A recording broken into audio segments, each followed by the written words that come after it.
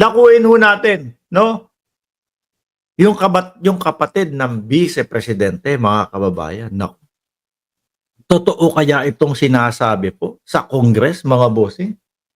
Kasi nung dati pa ho, mga kababayan, si Guban, nabanggit na din po ang isang Pulong Duterte, Manscarpio, no? Doon sa Kongreso. Ito po yung tungkol po sa magnetic lifter, ha? Kung hindi ho ako nagkakamali, mga bossing, custom pa din to. Custom yon, yung magnetic lifter, at ito naman pong Mark Ramos, ha? Ito si Taguba. Po sa inyo. So si Taguba, ang itinuturo na leader daw po, si Pulong Duterte, mga kababayan. Pakinggan ho natin. Na mga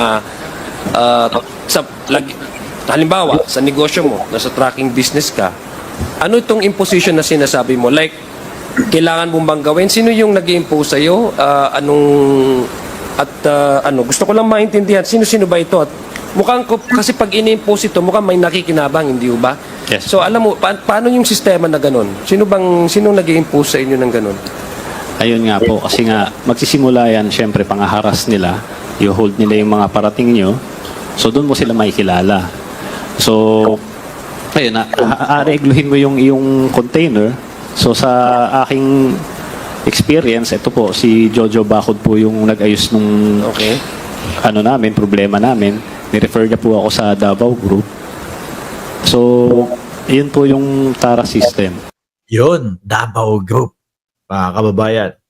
Nung panahon na yun. Kasi sila lang ang may control nung mga alert command center po So ang nag-i-impose nitong TARA system ay yung grupo nila, sino yun? Yung na-mention mo, Jojo Bacod? Yes po, yung Davao Group po. Yung Davao Group, Yes po. ang nag-i-impose nitong TARA system. Yes po. Okay, so balikan ko lang yung explanation mo kanina kay Congressman Flores, ha. The reason why you've reached out to, sila bang nag-reach out sa'yo? Ikaw ang nag-reach out sa Davao Group? Ako nag-reach out kay Jojo Bacod. So, yun po. Mga December po yun Puro hold po lahat ng mga container ko. So, kumbaga pinipigilan, mga kababayan. Kailangan ng lagay. dahil nga may connection, hindi ko pa alam yung connection niya sa Davao Group, na ayos niya yung mga container ko noon. Pero eventually, pinakilala rin niya ako kila Tita Nani sa Davao Group. Yun nga, nagpakilala sila na kailangan mo magbigay sa kanila, kundi ma-hold yung mga container mo.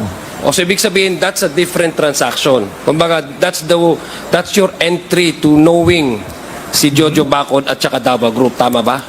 Yung ginawa kasi yung experience mo, base doon sa sinagot mo kay Congressman Flores, nagkaroon ng harassment. Ang harassment meaning, yung mga in-expect mo ng mga shipment mo, hindi So, ibig sabihin, hindi kayo naniniwala doon sa na yung peklat ni BP Sara, nilagay lang. Kung ganun nga yun, may topak. May topak talaga. or ginawang may stricto, pinagstriktuhan. So that's why you need somebody who's in the inside, who more or less has influence and know the people who to top para malagay doon sa green lane at malabas yung shipment mo, tama ba? Yes po yun. Okay, itong mga shipment na nailabas mo, ito ba ay ginamit mo rin the same consignee? Tatlo po yung consignee na ginamit ko noon. EMT, RONSS, tsaka Integrity. Tatlong consignee po yun. So, nung tapos na yung transaction nyo, yung first na transaction nyo, kasi naging successful, no?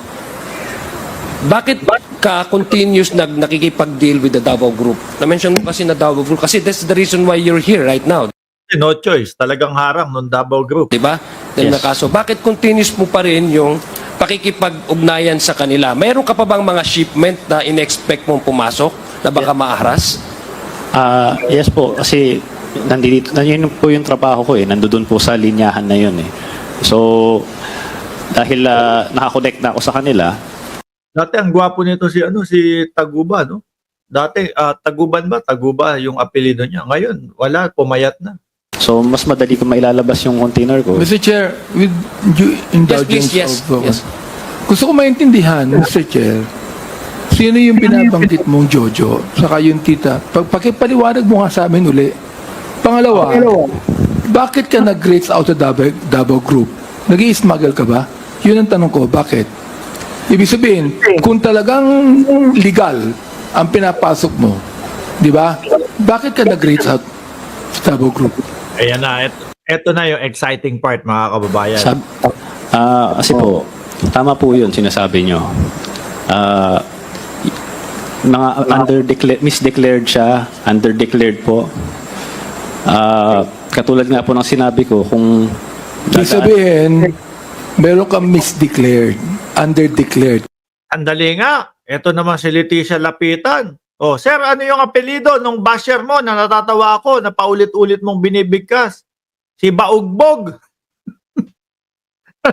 Ewan ko, kayo kasi, pinapaulit-ulit nyo, kino-comment nyo pa yung apelido ni Baugbog dyan. Hindi na tuloy bumalik dito sa ating channel. Oh. Shout out! Baugbog! Correct. yes po. Kaya nag-reach out ka sa Davao Group. Yes po, Your Honor. Tama. O tanong ha, ikaw ba nagpapasok ka ng mga ukay-ukay, ng mga damit na second hand? Opo. Papasok ka, di ba? O, Major Kaskolan, bawal yan.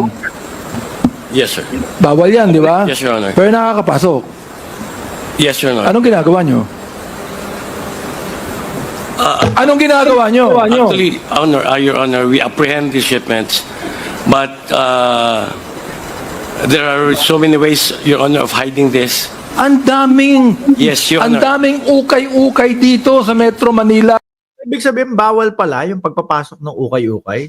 Hindi, ngayon ko lang nalaman yun. Bawal ipasok yan. Merong Very true. Kumbaga, parang basura o siguro may mga germs na galing sa ibang bansa. sandali lang. Merong directive ang WHO sapagkat health hazard yan. Very true, Your Honor. Ngayon, ano itong tanong ko ha? Bakit nakakapasok sa customs yan? Ha? Sir. Pagkatapos mo sagutin yan, Yes, sir. I want the attorney from customs to answer me on that. Sir, actually, the okay that's coming in. Okay lang ang puso ko. Yes, sir. comes from- Malakas Galit lang yan si Congressman Benny Abante doon sa mga tanga daw na mga DDS vlogger. ang puso ko. Yes, sir. Sir, it comes from many ports. It's not only the ports in Manila, but also ports in Mindanao and the Visayas. Salamat. Salamat. You've been honest with me. Ang tanong ko ganito, with indulgence of Congressman Sia, bakit nakakapasok yung ganong illegal? Bakit? May padulas, may palusot. Ano? Bakit hindi nyo nakikita? Bakit nakatakip ang mga mata ng customs officials? First of all, Your Honor, okay can be declared as bed sheets, used bed sheets, used shoes. What is prohibited, Your Honor, is used clothing. Major So it Tapos hindi nila i-declare na ipambebenta nila. Siguro ang sasabihin nila pang sariling gamit. Poland, And- that can be declared, but you know for a fact that they are not new. yes, Your Honor. But If you most- go to every store that has ukay-ukay, you know for a fact that there are no bed sheets there. There is nothing new. What Yes. I'm saying right now is this. Ito ha. Sabon ang custom. Oh, binanggit na ni Mark Taguba. Umami na siya. Umami na siya kasi tinanong kanina ni sino yun? Na kung ano ang laman ng container di ba? Sinabi mo kanina, Mark, na ito ay mga, ano sabi mo kanina? Mga general merchandise. General merchandise. Ngayon, inamin mo na nagpapasok ka ng mga ukay-ukay. Correct? Yes po. Okay. Ilang container ang pinapasok mo ukay-ukay? Yun po, hindi ko po alam kung pwede nilang ipasok yan kahit saang container doon. Right. Sinong nagbubukas ng container? Sa Bureau. Meron niyang customs police, correct? Yes po. Merong official ng customs yan, correct? Yes po. Ayan. Nakikita yan. Binubuksan yan. Di ba? Pero yung Kaya ka nag-reach out sa Pagka chinek ko yan, isa-isa, mga kababayan. Ano? Pagka chinek ko yan, isa-isa, makikita nila, mga damit to Unless kung sasabihin na para lang sa ano yan,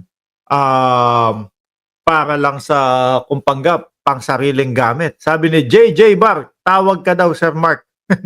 Congressman Abante. Si Mark Taguba yun. Oh. Davao Group sapagkat Ay, alam mo na pag binuksan yan, ipagbabawal niya ilabas. Correct? Yes po. Oh, nag-raise out ka sa Davao Group para hindi na buksan ang mga container na yan. O kung buksan man yan, pikit So, ibig sabihin, hindi pa tayo umaabot doon sa sinasabing Davao Group, ang mga nagpapalusot. Ganun na nga din po yun, mga bossing. Davao Group ang magpapalusot para makalusot po yung mga ukay-ukay niya. ang mga mata na nagbukas. Tama ako? Yes po, Your Honor. Yun. Go ahead, Congressman Zia. Thank you, Mr. Chair. May tubig po dyan, Manong Benny. May tubig po dyan. Okay. Yes,